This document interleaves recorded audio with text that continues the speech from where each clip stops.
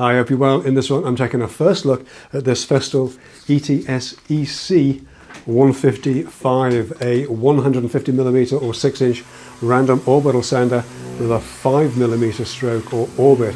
I'll also be giving you an overview of this sander category as it stands now, late February, early March 2024. In the interest of transparency, I haven't purchased this ETS EC. It is a loaner from Festool UK that I have the use of for 6 months. More on that a little bit later. So if you're not sure about the difference between sanders, then I did a which sander when video about 4 years ago that covered that ground pretty comprehensively.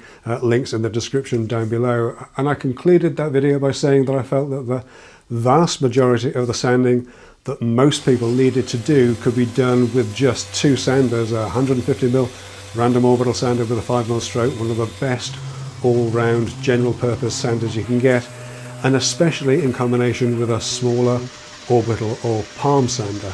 The stroke or orbit of the sander refers to how much travel there is in the pad. More movement means more aggressive sanding, and in my experience 5mm is the sweet spot. If you crank up the speed and lower the grit, you can strip paint and lacquers easily, dial it back and use a finer abrasive, and you can get a lovely finish. Make no mistake, there's absolutely a place for aggressive sanders like the Festool Rotex, or for fine finishing sanders with a 3mm stroke or smaller, but 5mm is a great all-rounder for most of the sanding that most people need to do.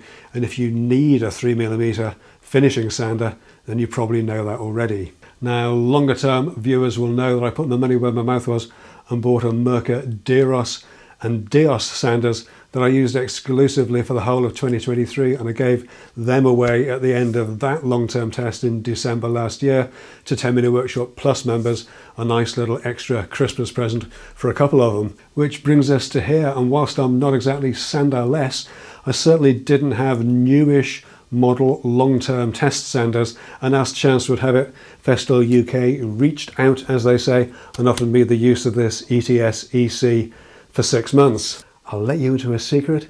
I was going to buy one anyway. I was just waiting to get a good price on one. But in accepting this loaner, I've kicked that purchase down the road for 6 months, and that means I've also been able to look for an orbital sander to run alongside the Festool. We'll have a little more on that later on, and also in future videos. I've only had the Festool sander for a week or so, and I used it to finish off the long-running oak-fronted workshop drawers that I've been making. I'll run a few clips of the video of that while I fill you in on some of the details. Now, I was planning on buying this Festool because, having banged on about 155mm sanders for years, it turns out that there aren't that many around when you start looking for them, and none of them are particularly cheap, although the spread of prices is quite broad. You have the general, I'm going to call them Far Eastern clones, you know the type I mean. I bought this Hives branded sander direct from China a few years back for about £160 all told, and the UK supplied branded versions, the Sealy, the Techmix, Menza, Maxed and so on, they all go for a street price of around the £200 to £250 mark that represents the entry level for this type of sander.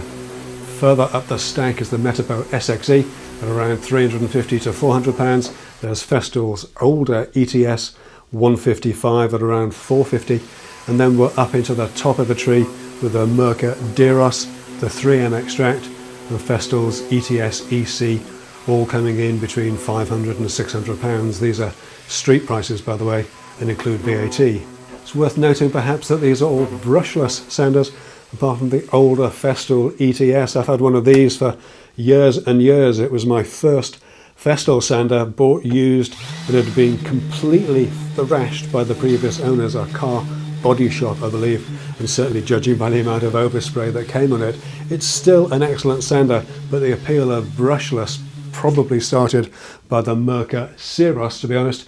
The appeal of brushless is significant, with the lower body profile, lighter weight, powerful smooth running motors, instant on and off.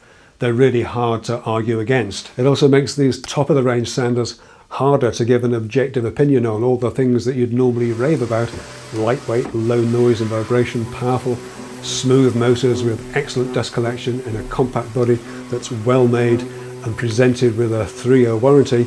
These are the kind of things that are given at this price range. They'd be notable if they didn't have any of those things, and this Festool certainly does have them all. The ETS EC comes in a new style, Sustainer 3 I think it is, the type with a handle on the front face as well as on the top for easy carrying either individually or in a stack. I think it's fair to say that the out-of-the-box experience is a little Spartan. You get a book of words, the sander, the plug-it cord and a very nice Allen key, and that's it.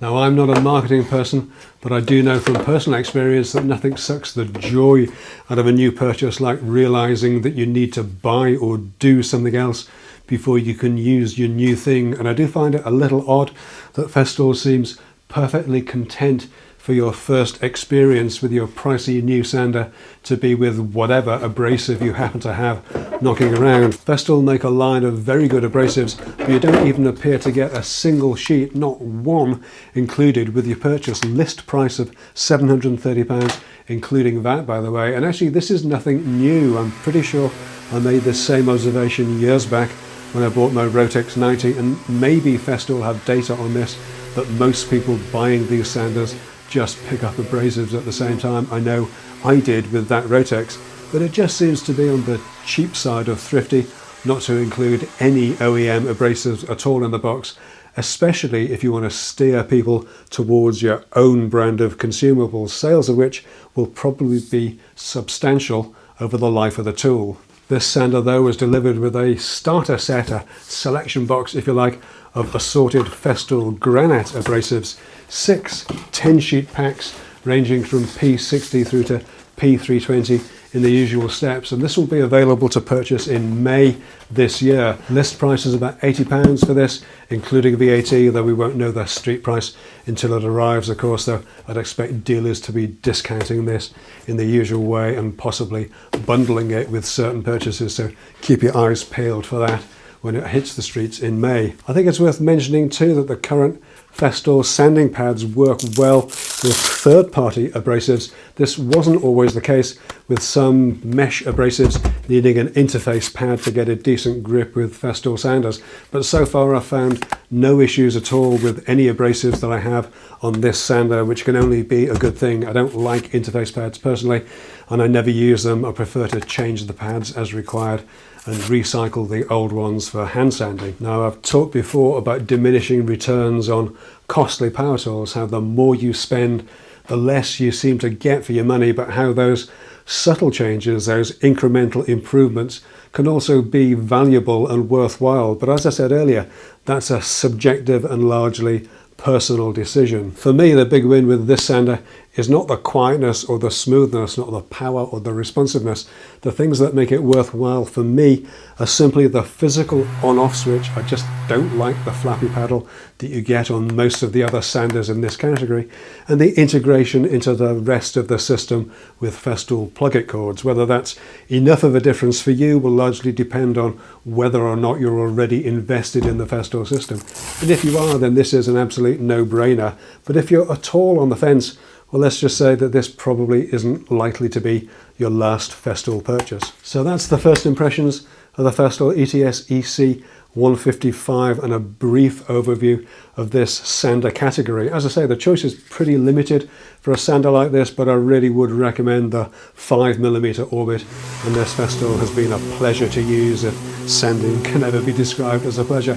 As I said at the start, this will be my go-to main sander for the next 6 months, and I think the collection is already booked for August, so there'll be lots more to come with this, and as I use it more, I'll be sure to report back. Unfortunately, due to a grip issue I've developed, I had to retire my Festool RTS 400 orbital sanders, also given away to 10 Minute Workshop Plus members, which means that I've been looking for a small orbital sander to run alongside the Festool, and I came across this Dios-alike sander from Sealy. Literally arrived the other day, and I'll be taking a look at this in a bit more detail before too long, so be sure to keep your eyes peeled for that one.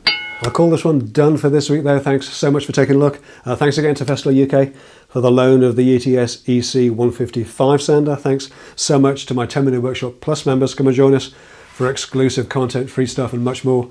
Details at 10minuteworkshop.com or sign up directly at 10minuteworkshop.plus. But that's it for now. Thanks for stopping by and I'll see you all again very soon. All right, take care.